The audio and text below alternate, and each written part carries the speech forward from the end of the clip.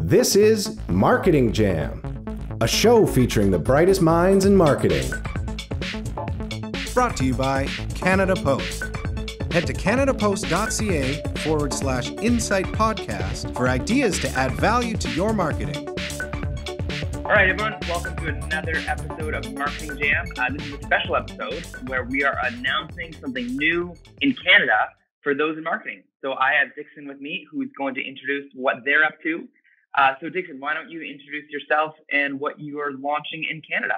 Yeah, Darian. I'm really excited to say that we've run these things around the world, and we're bringing the Canadian Search Awards to Canada. We're going to have that in Toronto, and it's a great opportunity to bring out the best in search, the best in digital marketing, and it's really an opportunity for people to put their best foot forward.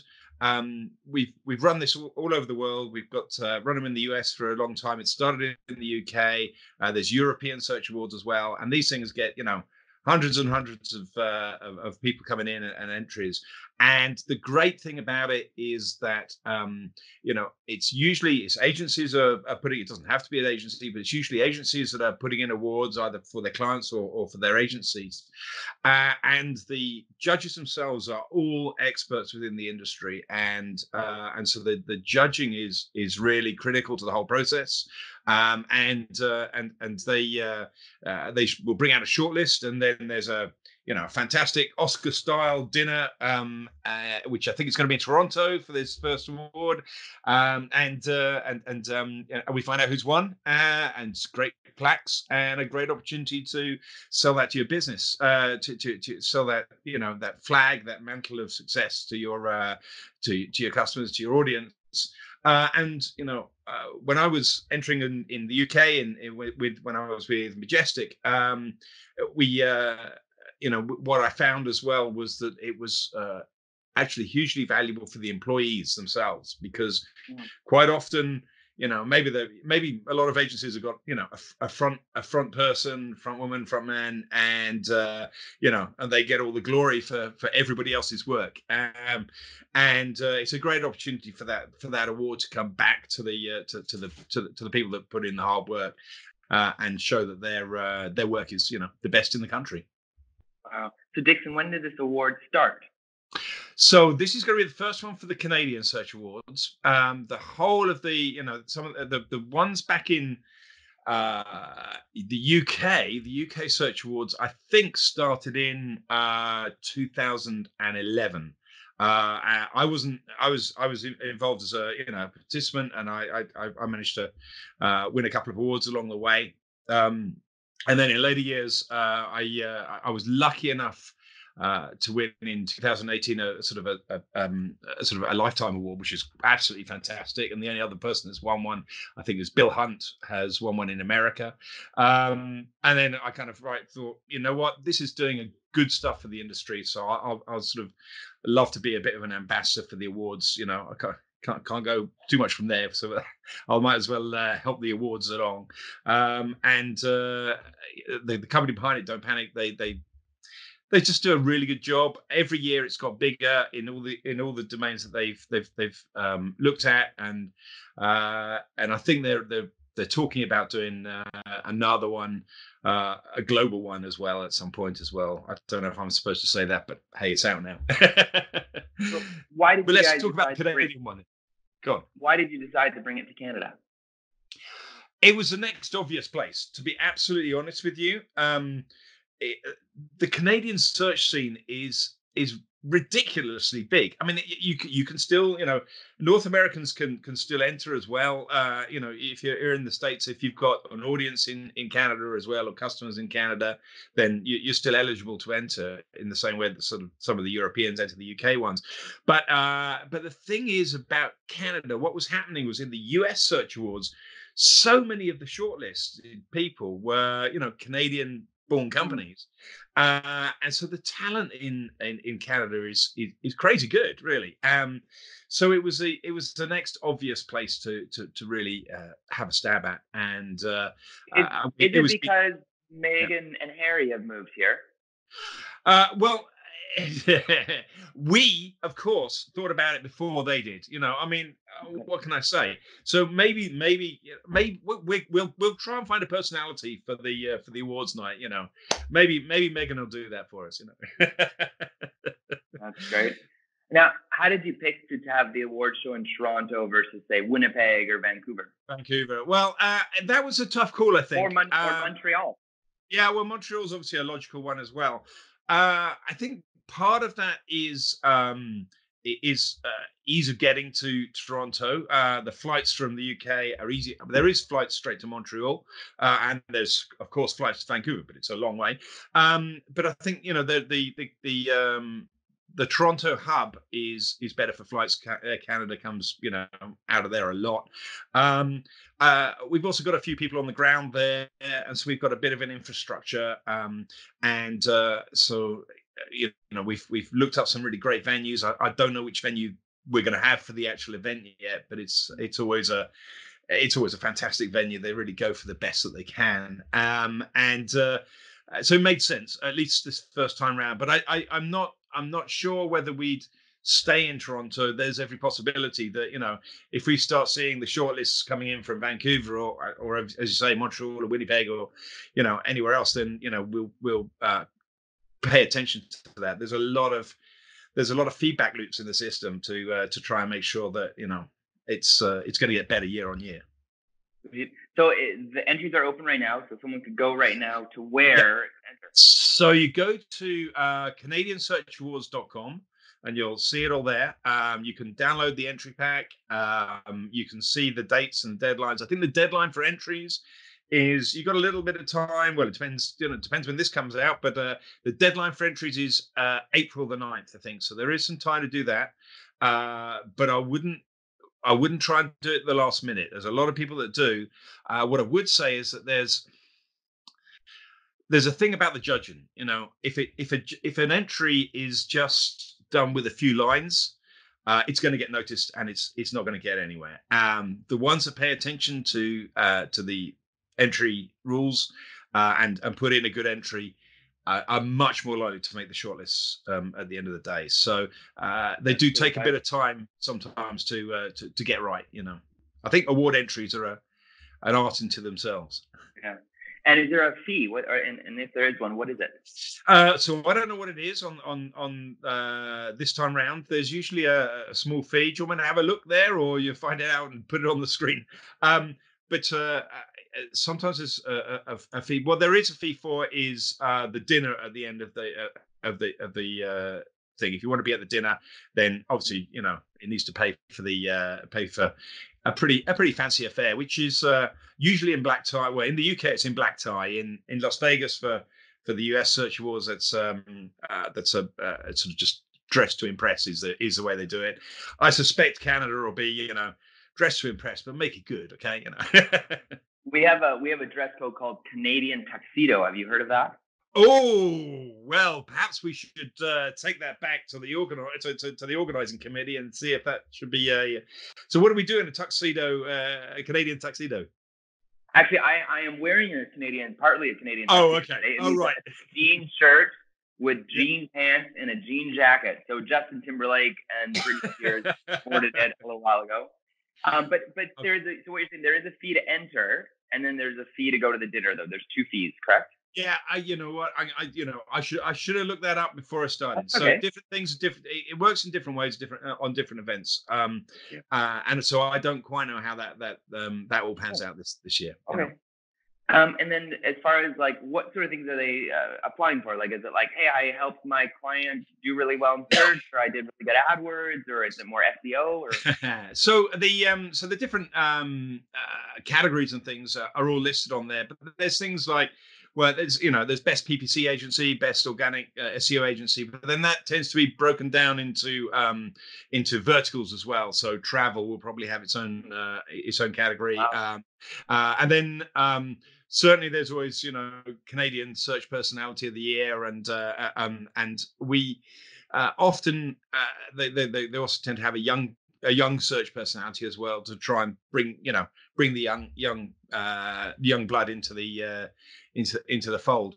So so the the categories are all sort of listed in, and I wouldn't suggest that you enter every single category. But what I would suggest is that you don't be afraid to put the same campaign in one or two categories if they fit in one or two categories.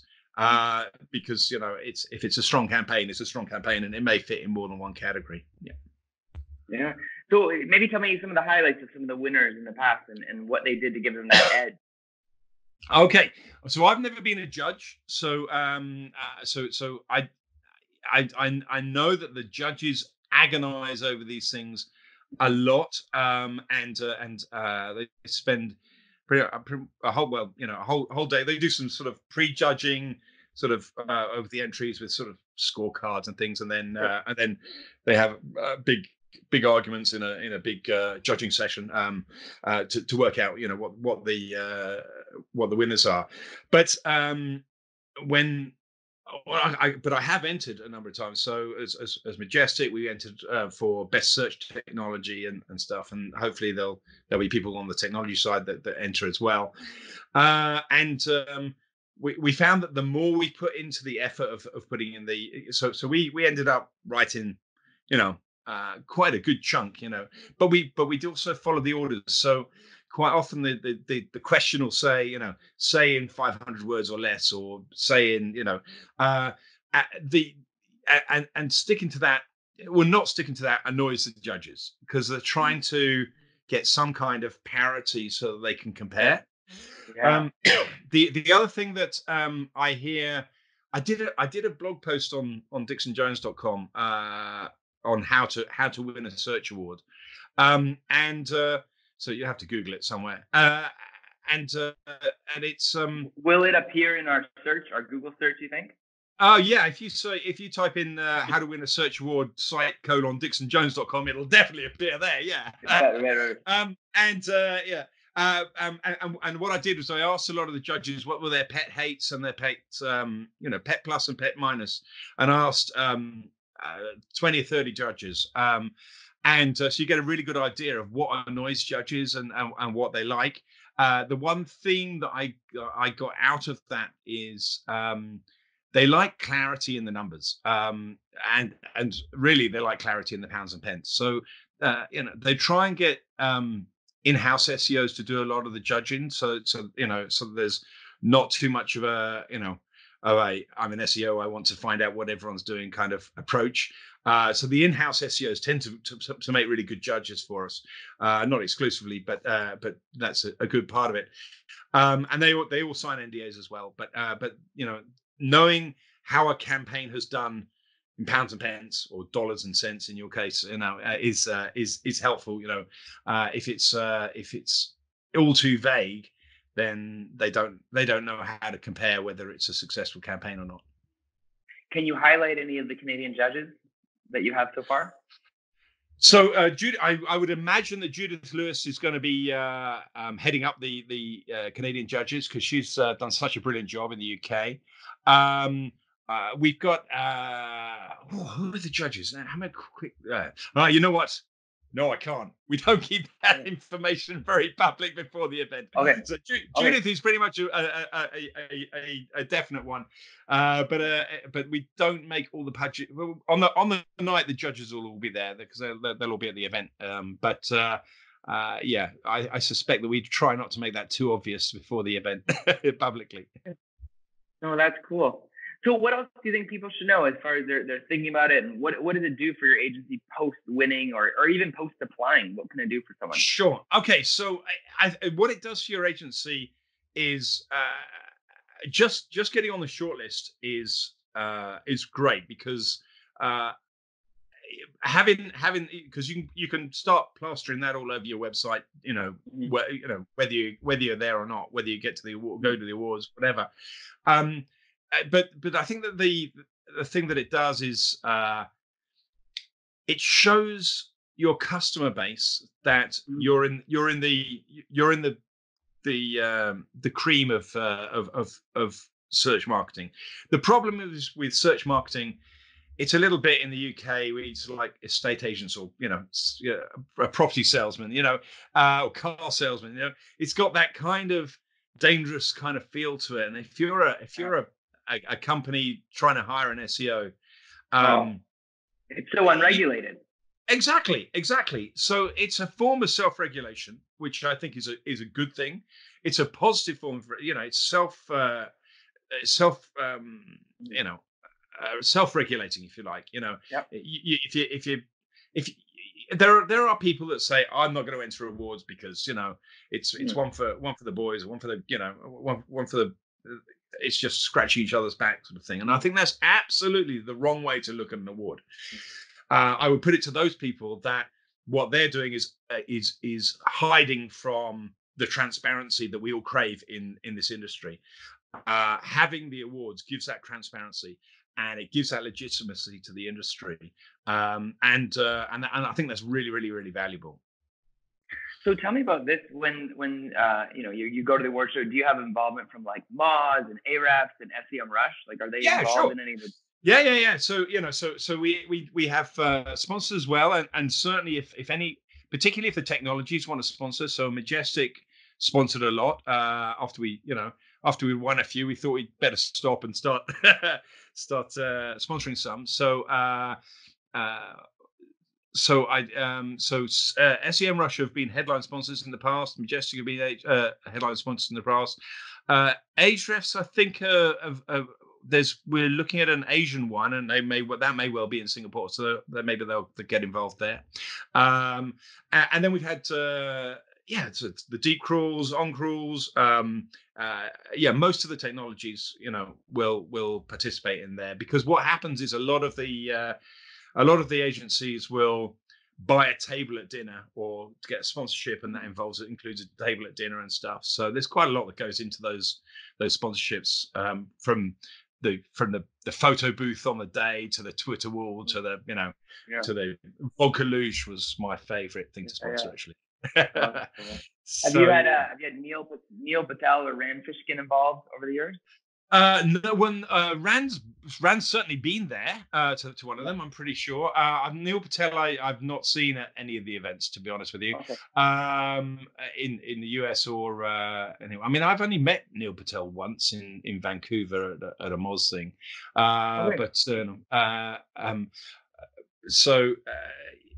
But they've certainly had people there and around for the awards and things in the past. Yeah.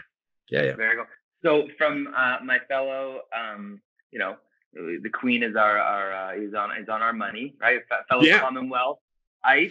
You guys are still okay with that? You're not trying to leave the Commonwealth today.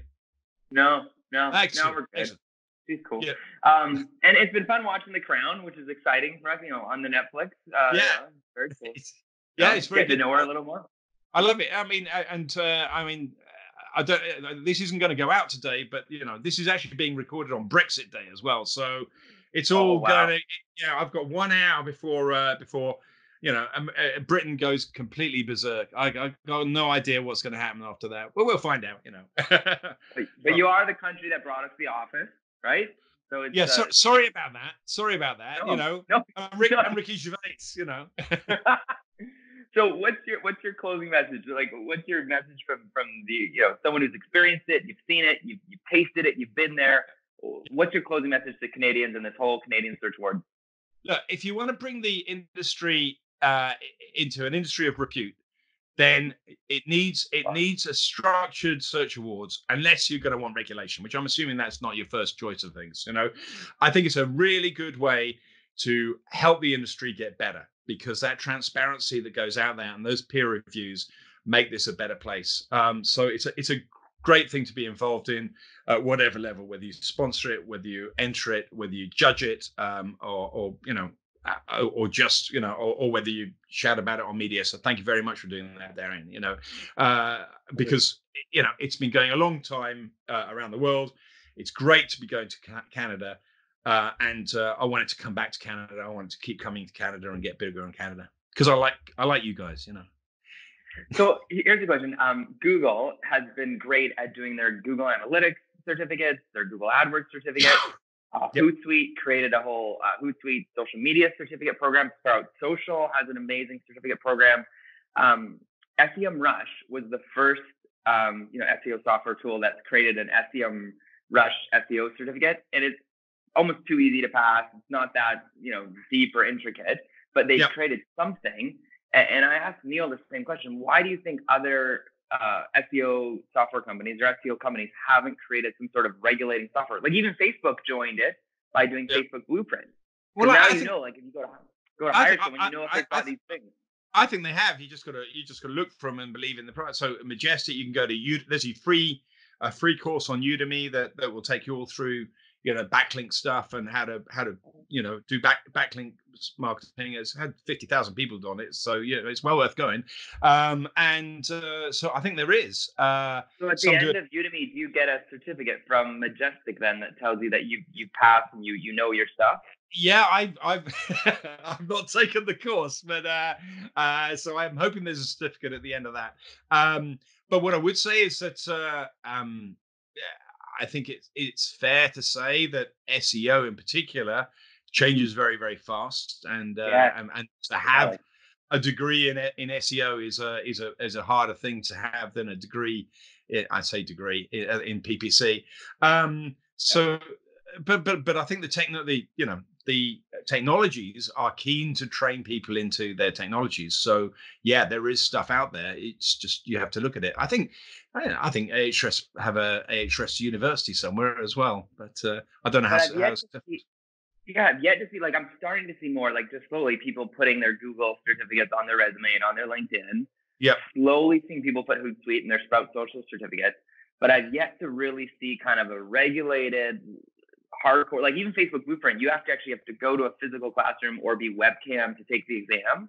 Right. Like I love they're finally regulating things, but I've yet to see an SEO certificate that's like updated and that exists, because that would be amazing. Because when we go to hire someone, it's like, oh, you've taken the blankety blank certificate. That's great to see on your resume. You must know XYZ. Surely Moz have one of those. Surely that's what they've been doing for the last 5 years. No.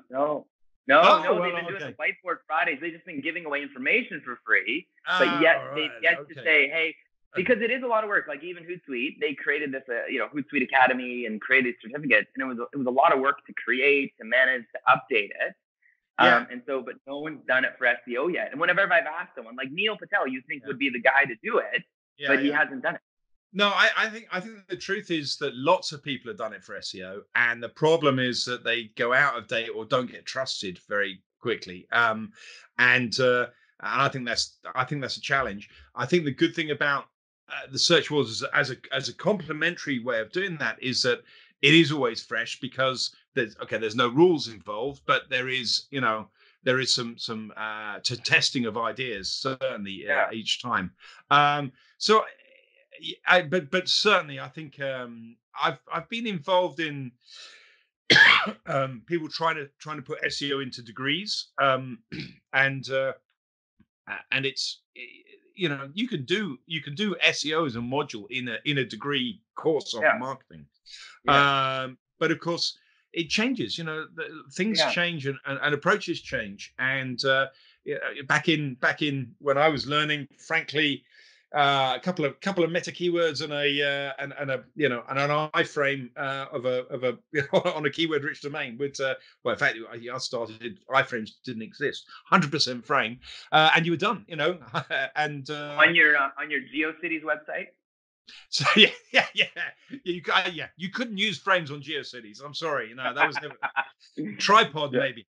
Yeah, but those were the days. No, but I remember my first gig trying to get a big SEO contract was a company called Fig Leaves. I don't know if you've heard of it in the States, but they do underwear and stuff. And so I pitched, and I thought I did a really good job with these guys, and they got a bit of funding, and they were growing, and they wanted to do SEO.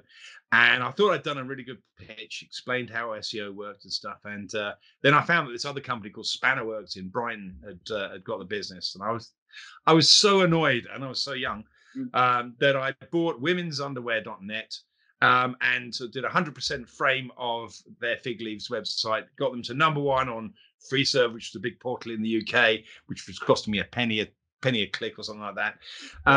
phoned them up and said, well, okay, I've got you number one here, here, and here. And how's Spannerworks doing? And they said, have you ever heard of affiliate marketing?